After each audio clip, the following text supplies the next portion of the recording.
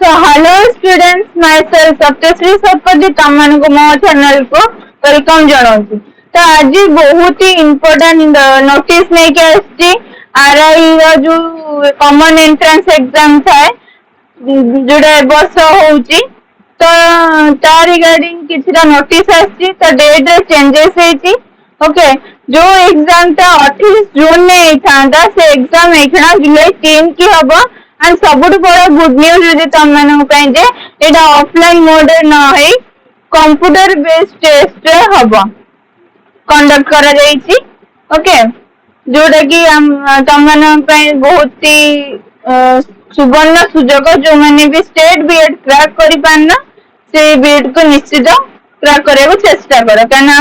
1 month अच्छी तो आराम से तमें प्रैक्टिस कले आराम से क्रैक कर परिबो। एंड ऑल्सो आउ गोटे नोटिस आछि जे जो माने भी एपर्यंत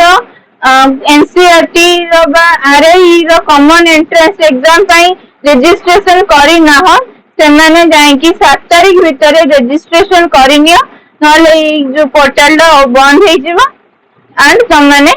एग्जाम दे परिबन। ओके तो जाय पके दियो एंड जो माने भी एप्लीकेशन पके सरछ से माने जाय जदि आई मीन टू से कि तुम जदि किसी भूल बा त्रुटि रही जाए एप्लीकेशन में जो मानकर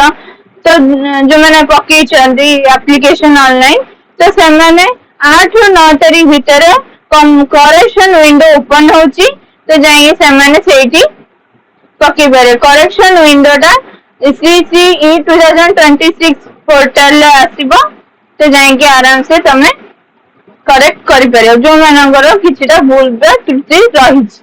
एंड गोटे इम्पोर्टेंट अनाउंसमेंट करिया जाउची जे मो टीचिंग एप्टीट्यूड रो वीडियो नै के आछि। ओके बिकॉज़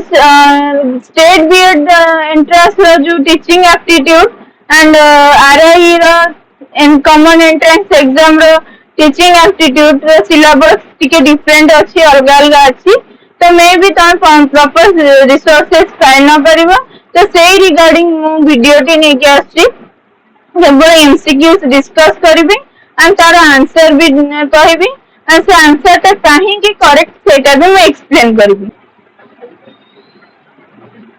एंड आ गोटे कथा जे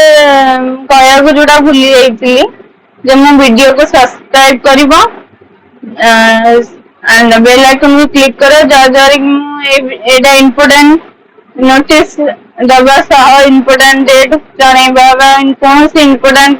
कथा एग्जाम को नहीं जणैबा सह ये जो टीचिंग एप्टीट्यूड एमसीक्यू वीडियोस नहीं के आसीबी तो तुम को इजीली मिल परिबो तुम माने इजीली प्रिपेयर हे परिबो। ओके तो सेते बंच खुशी रे रुओ एंड मां सरस्वती तुम को ब्लेस करन। Okay thank you bye bye.